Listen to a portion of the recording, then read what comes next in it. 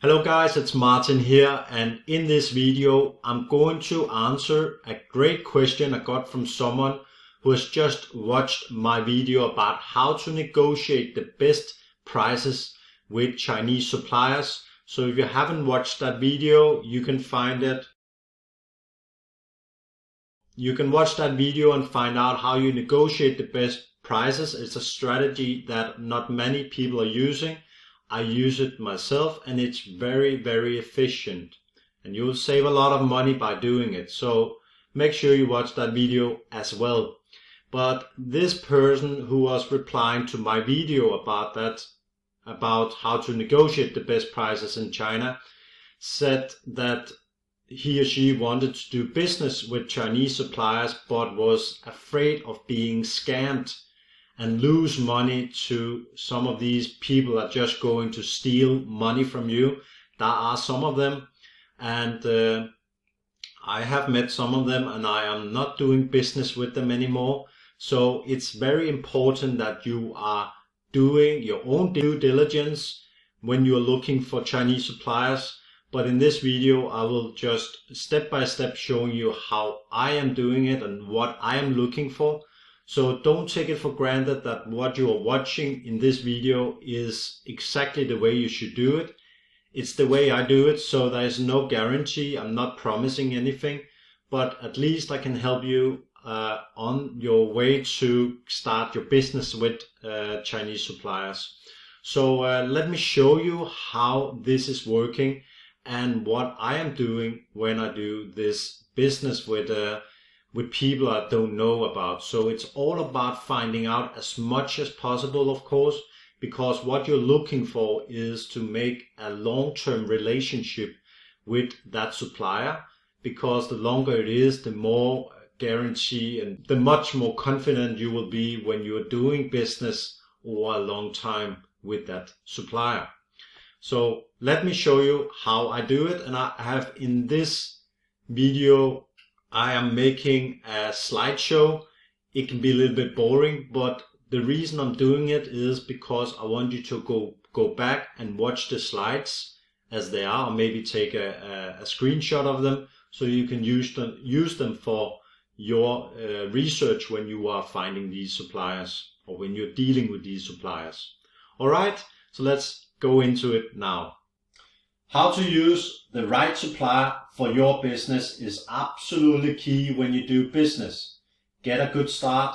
The better start you get, the more confidence you will get, and the less worries. So it's very important that you do it slow and you are patient when you start out. Don't rush through anything. If there's something you don't understand, look it up. You have a very good search engine in Google, so just look it up and find out the right answer or an answer to that question you have. So do that. All right. Let's see here. The first slide, supplier background check, very important.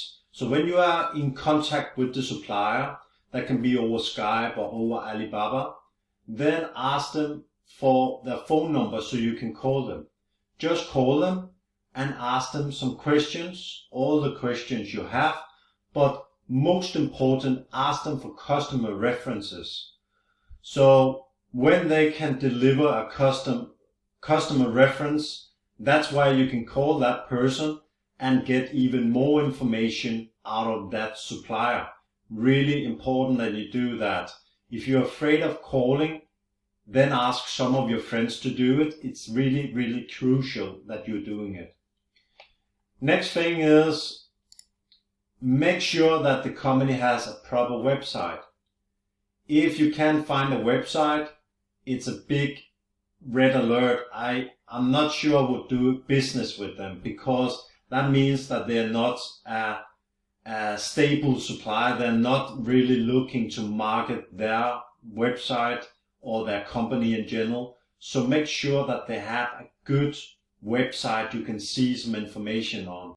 Next thing, do a Google search and see if you can find anything on the company. See if there is a scam report or reviews about the company. Ask some of your friends to do a search about that company as well, so you're not doing it yourself only. because your friend could find something else that you can't find. And again, this is important because you want to do a long-term business with that supplier. So really important that you're finding as much as you can. Ask them to do a video where they're doing a presentation of themselves and are showing you around the factory. I'm doing this every single time with a new supplier. They should show me their face. They should show me the factory if they have one. I have tried out where they're saying they have a factory. I'm asking for a video, but they can't show the video because there's no factory. So they admit that, okay, Martin, I have no factory. I'm sorry about that. And you are telling them, I'm sorry, I can't do business with you because you are not trustworthy. They are lying to you. So you can't do business with people that are lying to you. So make sure that they're doing presentation of themselves and also showing you the factory if they have one. Get photos of the supplier's operation. That's also very important, where you see people are working on with different products and so on, so you can see how they do it. Visit them if you're near the supplier. So if you're in China, visit the factory, see how everything is working, have a chat with the supplier, and basically build some rapport with them. That's very important. Tell them to send the business license. Very, very, very important, because that's showing you that they actually have a real business with a license. So make sure that you are seeing that one. Company or factory location, of course you need to know that. Contact information, yes, also. That's also what you need to do. Certification from subsidiaries, partners and contractors. Do that as well. So that's the supplier check. Again, there are other things you can look for, but these are the main things I would look for when I'm doing business with suppliers. So before getting a sample from the supplier, because that's the next thing, when you've found a supplier, you negotiate a good price, you want a sample. Make sure that the product is living up to your country's safety standard. Here I'm thinking about baby products, nutrition and supplements. So make sure that they actually can work and be sold in your country. Absolutely important. If you have a product that you start selling in the United States, and let's say it's on Amazon, I have heard about this where people are selling on Amazon baby products, and suddenly they find out they're poisoning for babies, then you can't sell them. And you will lose a lot of money and not give any value at all to anybody because it's poisoning what you're selling. So make sure that you are finding out that. Can the supplier handle the product labeling? So what about packaging? Can they print your logo on the packaging and so on? Very important to find out that as well. Will the packaging be strong enough to protect your goods during freight? So again, I have tried where I was shipping products to Amazon in small plastic bags, and half of them were open when it arrived to United States, and that was terrible. I mean, I had to ship them outside Amazon into another third-party warehouse and then let them doing the packaging over again, send it back to Amazon, and it cost me a fortune to do it. So make sure that the packaging is good. Can the supplier make barcodes that are easy to scan? I had tried where a supplier printed barcodes, added to the packaging, sent it to Amazon, and Amazon couldn't scan it. That was really not good. So Amazon had to print some barcodes and add them to the packaging. And that's also an expense. So make sure that the barcode can be scanned. Ask the supplier to send images about the product and products. So when they are making the sample or creating the sample with your logo on, make sure that they're sending pictures to you before sending the product to you. just so you have an idea how it's looking. Very important as well. Tell the supplier to do a quality test, including videos and images. So this product is a product I sold on Amazon, and it's a hand grip strengthener, and you can squeeze it and train your hand. So you can exercise your hand with this one, and it's also good for stress. If you're stressed, you can just sit there and squeeze it and move your focus to something else. I can tell you the first Supplier I had was not good at all. They made a set of 3 rings, 60, 70 and 80 lb. And the 80 lb was so hard that my customers couldn't squeeze it. I got reviews about this ring. 80 lb is around 200 lb and so on. It's like a stone. I got bad reviews about it. So make sure that they're doing a test with the product. So with this one, I got another supplier and they tested the product so they could see exactly how many lb it was. So when a customer, for example, said it's not 100 lb, I could tell them with guarantee this product is 100 lb because here you see the test I've got from the supplier. But of course you shouldn't fight with your customers. You should give them good customer service. So if they're saying that, give them a refund or whatever. Get a sample to your dress and test it out. And that's also, as you see here, find a competitor that is doing very well with a product similar to your product. Buy that competitor's product and compare it with your own product, the sample you have got from your supplier. So you know already that your competitor has a lot of 5-star reviews and they're doing very well. Their product is absolutely perfect. Just compare it with the sample you have.